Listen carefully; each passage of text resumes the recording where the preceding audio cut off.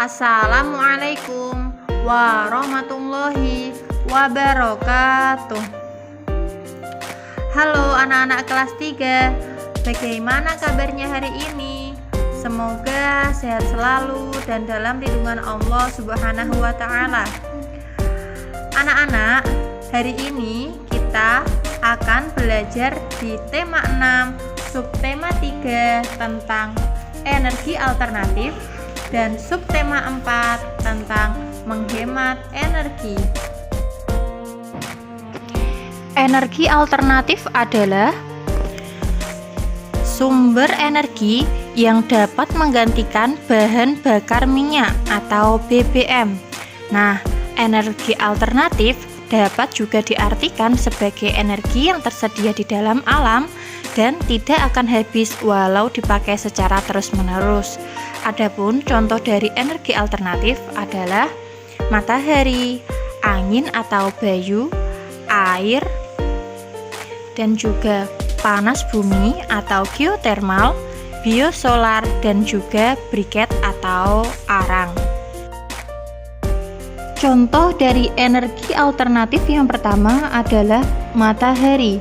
Nah, matahari merupakan sumber energi utama yang ada di bumi dan biasa dipakai oleh manusia. Adapun manfaat dari matahari bagi kehidupan manusia sangatlah banyak sekali. Salah satunya yaitu untuk menjemur pakaian dan juga untuk proses fotosintesis pada tumbuhan. Selain itu, energi matahari dimanfaatkan untuk dijadikan sebagai PLTS atau pembangkit listrik tenaga surya. Tahukah kalian bagaimana caranya energi matahari bisa digunakan sebagai energi alternatif? Pada dasarnya, energi matahari dapat dipecah menjadi dua energi, yaitu energi panas dan juga energi cahaya. Nah, dari kedua energi tersebut kemudian diserap oleh alat yang bernama panel surya. Nanti di sini energinya bisa diteruskan ke berbagai tempat dan menghasilkan energi listrik untuk memenuhi kebutuhan manusia, seperti kebutuhan listrik di rumah tangga, lampu jalan, sumber perkantoran, dan lain-lain. Contoh lain dari energi alternatif yang melalui matahari yaitu ada mobil dengan tenaga surya dan juga ada lampu tenaga surya. Selanjutnya ada pemanas air tenaga surya. Sumber energi alternatif yang kedua adalah angin atau biasa disebut dengan bayu. Angin adalah udara yang bergerak. Pergerakannya ini bisa dimanfaatkan sebagai sumber energi. Di negara Belanda, kincir angin biasa digunakan sebagai alat untuk menghasilkan listrik. Nah, dengan angin, manusia dapat memanfaatkannya untuk dijadikan PLTB atau pembangkit listrik tenaga bayu. Berikut adalah contoh dari kincir angin yang biasa digunakan oleh manusia. Sumber energi alternatif yang ketiga adalah air. Nah, seperti halnya angin, air juga bisa menggerakkan kincir atau turbin air. Indonesia merupakan negara kepulauan. Air yang mengalir juga banyak sekali ditemukan. Contohnya, air terjun, air sungai, ombak, pasang surut laut juga mampu menghasilkan listrik. Kemudian, air tersebut dijadikan sebagai PLTA atau pembangkit listrik tenaga air. Berikut adalah contoh dari kincir air yang biasa dimanfaatkan oleh manusia. Contoh dari energi alternatif yang keempat yaitu panas bumi atau geotermal, yaitu panas yang keluar dari dalam inti bumi. Apabila ada daerah yang pusat buminya dekat dengan permukaan, maka panas bumi ini dapat dimanfaatkan untuk pembangkit listrik tenaga panas bumi. Nah, tenaga panas bumi ini selain bisa digunakan sebagai pembangkit listrik, dapat digunakan sebagai pengganti kompor dan juga pemanas air. Sumber energi alternatif yang kelima adalah biosolar, yaitu bahan bakar pengganti solar atau diesel yang terbuat dari pohon jarak.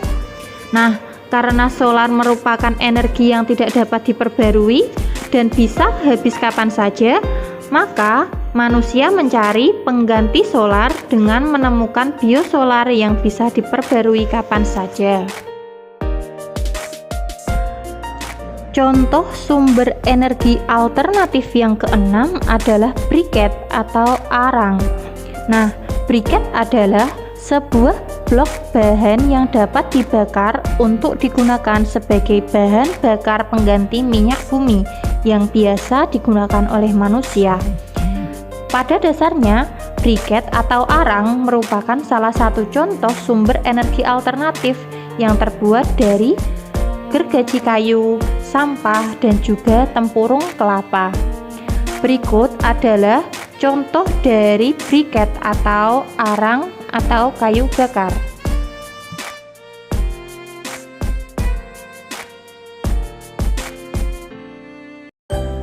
Selanjutnya, kita akan belajar di tema 6 subtema 4 tentang menghemat energi. Sebelumnya, apakah kalian sudah tahu arti dari menghemat energi?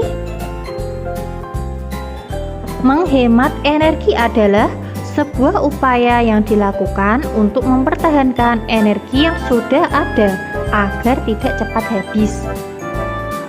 Lalu, kenapa kita harus menghemat energi? Kita harus menghemat energi karena agar cadangan energi tidak cepat habis dan supaya bisa digunakan lebih lama, juga dapat dimanfaatkan untuk masyarakat yang lebih banyak. Lalu, bagaimana cara menghemat energi? Nah, untuk lebih mudah dalam memahami cara menghemat energi, Bu Emma akan menyanyikan lagu Cara Menghemat Energi dengan instrumen musik Rasa Sayangi. Kalian siap ya?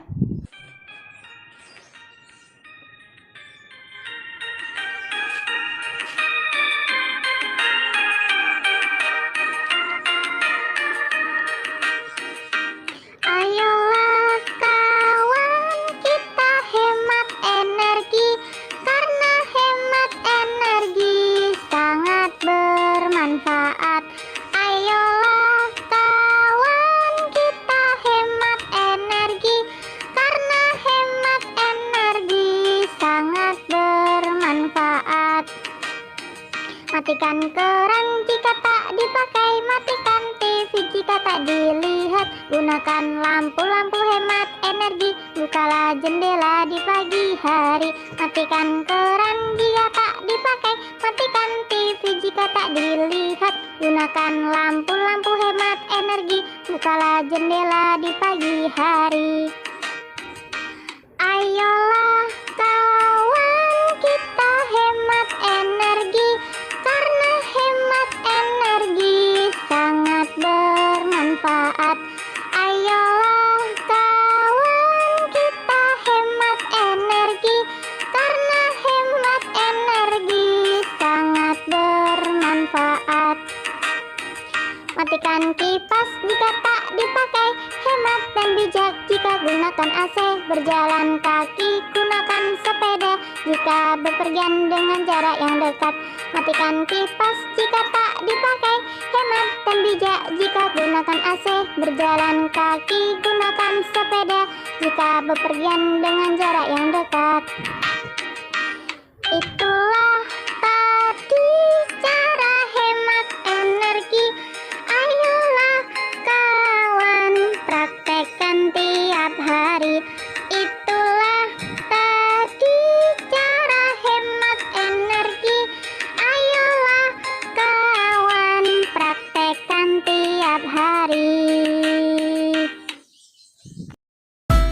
sekian pembelajaran hari ini. Tetap semangat belajar ya. Wassalamualaikum warahmatullahi wabarakatuh.